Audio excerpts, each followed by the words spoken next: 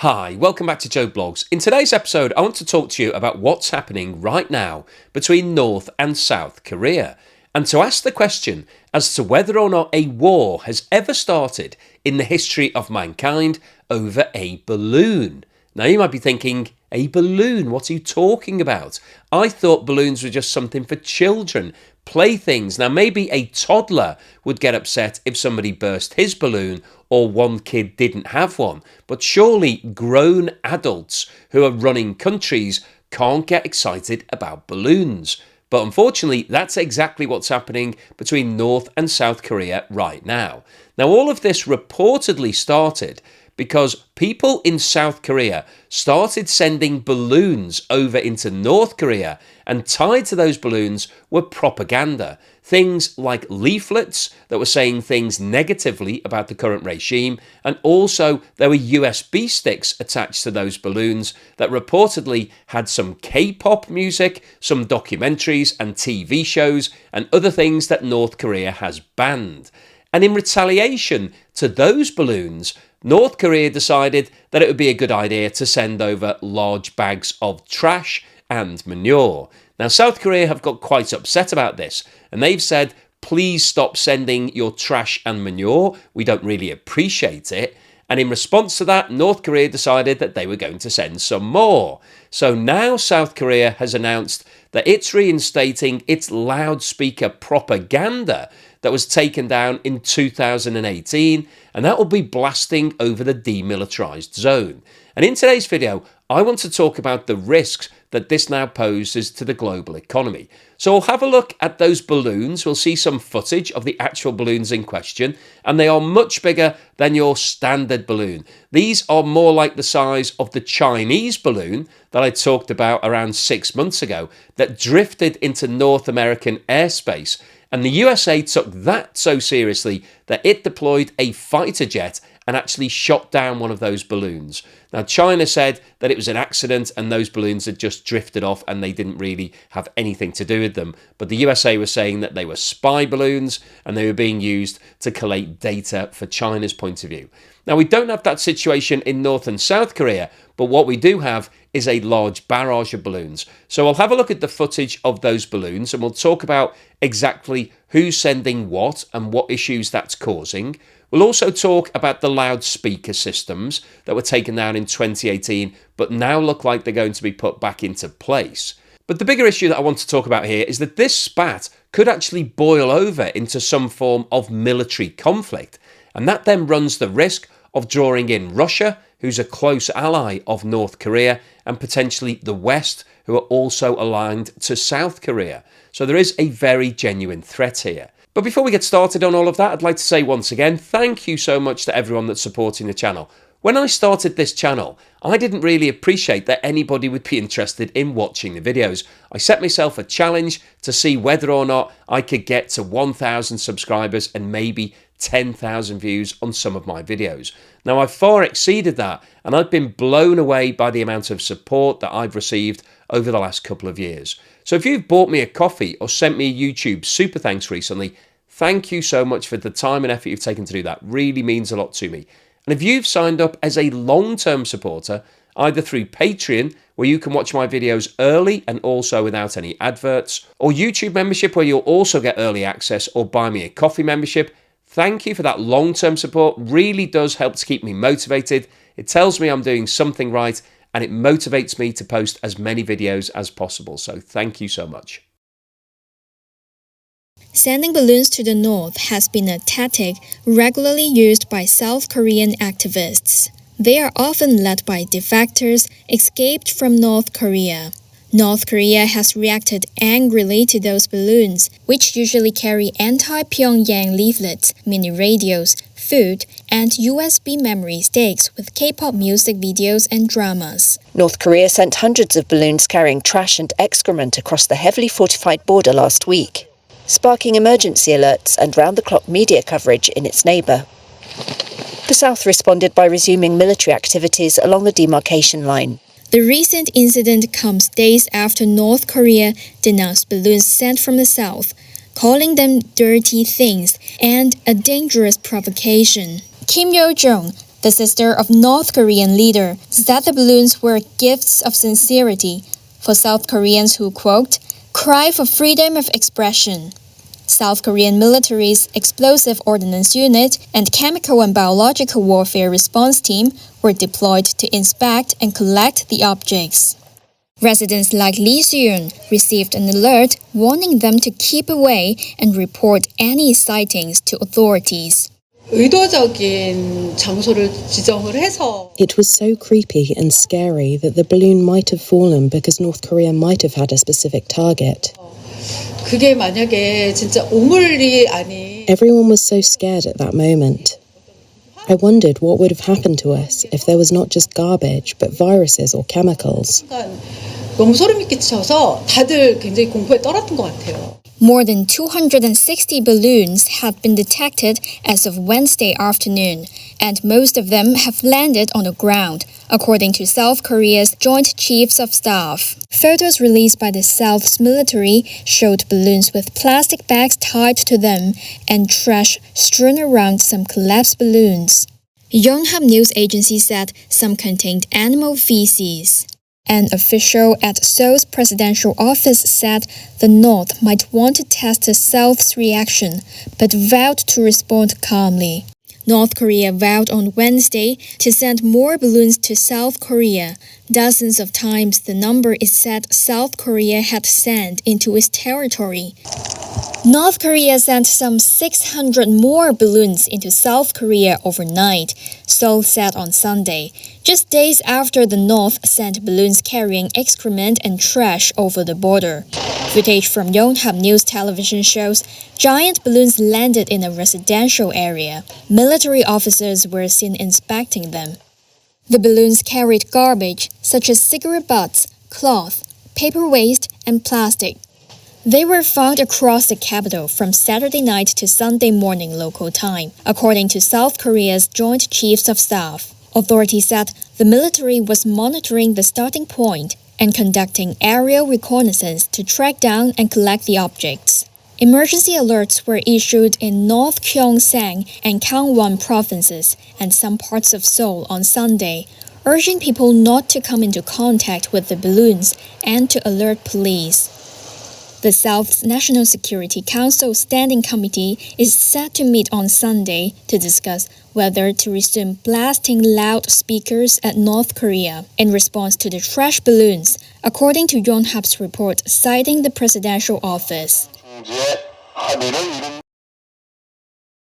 Throughout history, balloons have often transcended their whimsical reputation when co-opted for military purposes in times of war. The use of hot air balloons for aerial observation in wartime first emerged during the American Civil War of the 1860s. The Union Army Balloon Corps provided critical reconnaissance for Union commanders by conducting the first aerial scouting missions in US military history. From hydrogen-filled silk balloons tethered to the ground, aerial observers telegraphed detailed real-time information on Confederate positions and movements to Union officers below. Though rudimentary, these early field tests proved balloons' vast potential as an instrumental new weapon for reconnaissance. Union generals capitalized on the balloon's bird's-eye vantage point to adjust troop placements and devise more effective battle plans. By the war's end, they had proven indispensable for tactical advantage against the South. During the carnage of World War I, the desire to counter the growing threat of enemy aircraft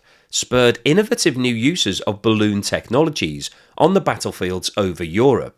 Seeking defensive measures against Germans' bomber zeppelins and fighter planes, the British military pioneered the development of so-called barrage balloons, large sausage-shaped balloons tethered to the ground by sturdy steel cables.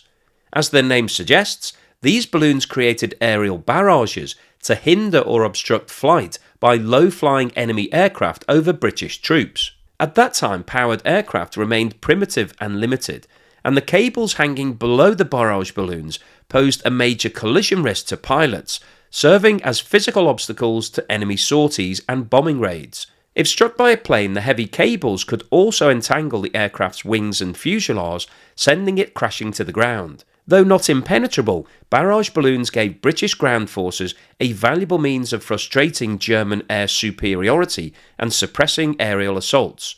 Their presence forced pilots to fly at higher, less accurate altitudes above entrenched troops. Over the course of World War I's bloody attrition, barrage balloons were credited with saving thousands of soldiers' lives.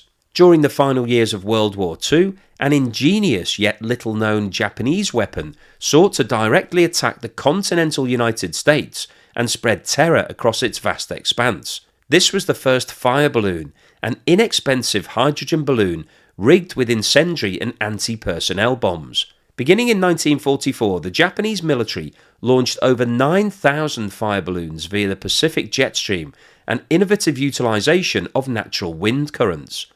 Each 33-foot diameter balloon carried a payload of bombs programmed to be released on US soil, intended to ignite devastating wildfires in America's vulnerable timberlands and forests. Though largely forgotten today, the fire balloon offensive marked the first ever intercontinental weapon with the ability to reach North America from Japan. While roughly 300 fire balloons succeeded in the audacious trans-Pacific crossing, reaching as far inland as Michigan, their actual battlefield effects proved minimal and no deadly large-scale fires materialised. American censorship suppressed news of the balloons, guarding against potential panic, and by the war's end the fire balloons paled as little more than a historical curiosity.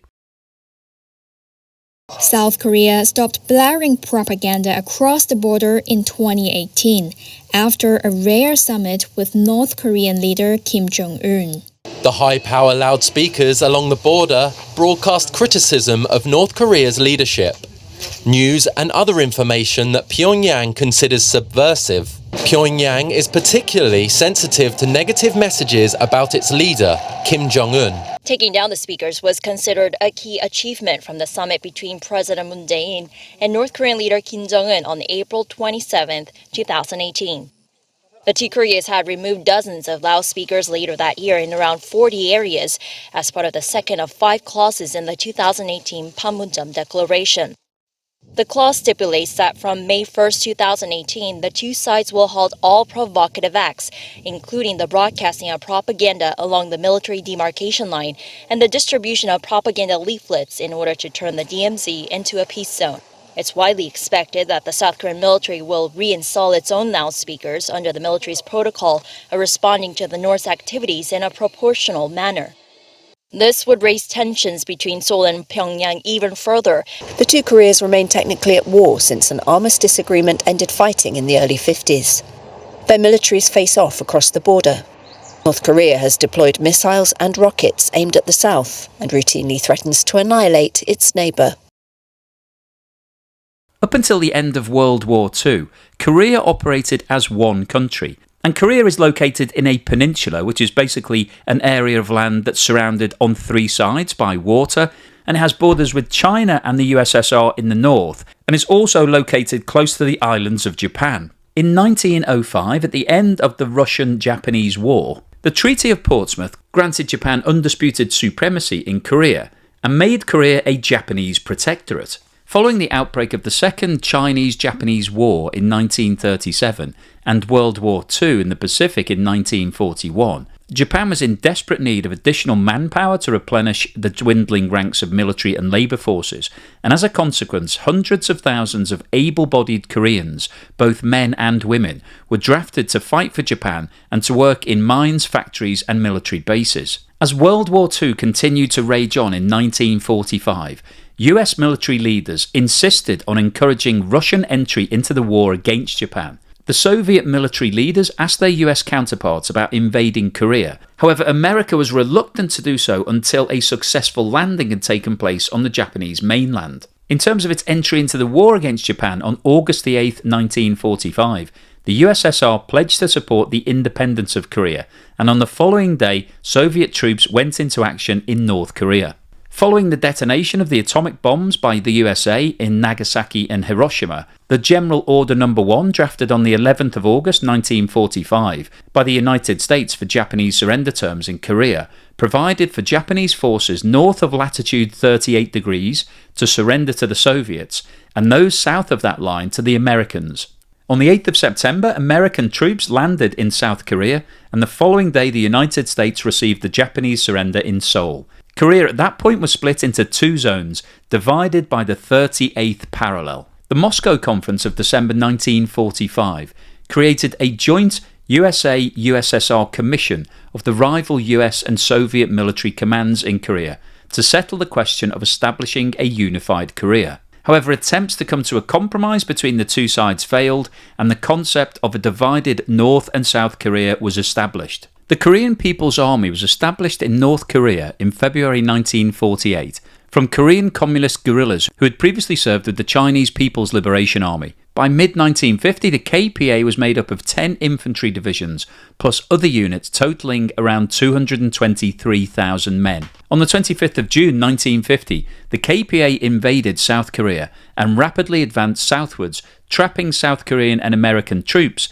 in a small perimeter around the port of Busan. The United Nations was quick to respond and immediately encouraged its members to support South Korea, and many countries sent troops to support the South, including the USA, Great Britain, Australia, Canada, India, New Zealand and South Africa. The United Nations commander, General MacArthur, ordered an amphibious landing at Incheon, a port halfway up the Korean peninsula, and his forces were able to drive the KPA back northwards towards the border between China and North Korea. At this point, China entered the war and pushed the United Nations forces back into the south. During the first half of 1951, fighting stalled and armistice negotiations began.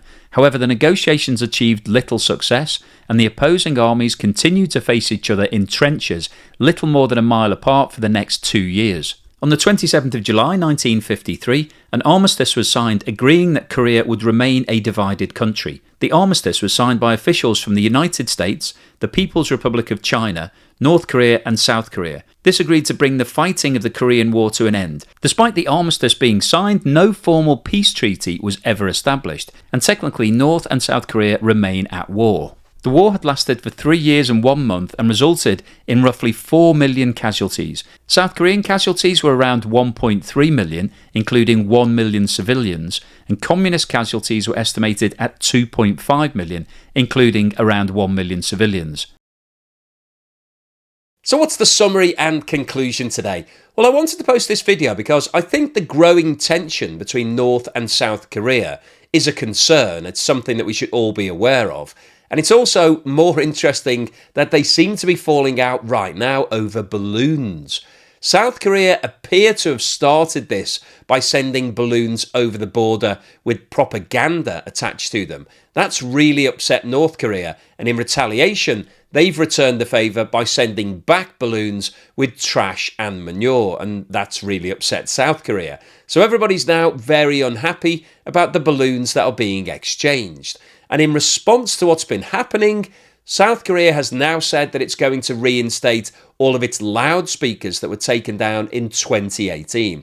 And I think the next logical step in this argument is that North Korea is likely to reinstate its loudspeakers. So we'll be back to the situation that we had 6 years ago, whereby both countries are blaring out lots and lots of stuff over speakers on a 24/7 basis. So the demilitarized zone that sits between the two countries, which is about 150 miles long, it runs along the 38 latitude, is likely to be quite a noisy place over the next few weeks and months. But the serious situation that I wanted to highlight in today's video is that what we've got here is genuine rising tension between two nations where there is no love lost between them. These two countries were at war back in the 1950s, and they've never signed a peace treaty. There is no agreement that that war is over. So technically, they're actually still at war. Obviously, they're not still fighting. But what we've got is a powder keg situation here, where if something happens to trigger an event, then we could actually see warfare breaking out. And the concern, obviously, at this point in time, is that Russia has changed its position globally. Over the last 2.5 years, Russia has become more isolated as a result of its invasion of Ukraine. The sanctions are now fully baked. So we've got the countries from the West who are applying financial sanctions against Russia. They want them to stop the war in Ukraine. it doesn't look like there's any end in sight in terms of that war. And over the last couple of years, Russia has been strengthening its relationship with other countries that have a socialist ideology. And obviously, North Korea is in that camp. North Korea and Russia have a long-standing friendship dating back to the end of World War II, when Russia was actually in charge of trying to sort out the problems between North and South Korea. And so they have a very strong bond. And if North Korea does get itself involved in some sort of military conflict with South Korea, there is a high likelihood that Russia will want to back it up. It will want to support it. And I recently posted a video talking about the fact that North Korea has actually been supplying weapons to Russia. Some of the bombs that have been found in Ukraine have been traced back to being from North Korean origin. So there is a close relationship already in place. And South Korea is part of the group that is applying sanctions against Russia. So by definition, it would form the opposition, and the West is likely to support South Korea. And the last thing that we need globally right now is some sort of new conflict sparking up that's going to draw in other countries. And I think South Korea are looking to be on the defensive here. They don't want to be seen as a pushover. They're constantly having to keep North Korea in check. North Korea does lots of weapon testing and things that South Korea is not happy about. And it will be really interesting to see whether or not the current issue that they've got with regards to these balloons and loudspeakers continues to escalate. And if it does, there is a genuine risk that North Korea could look to take out some of those loudspeakers. That was a risk last time that they were in place, that they would send a missile to try and blow them up. If that missile went off track and landed in a town in South Korea, then obviously that would be a major issue from South Korea's point of view and could spark some sort of conflict.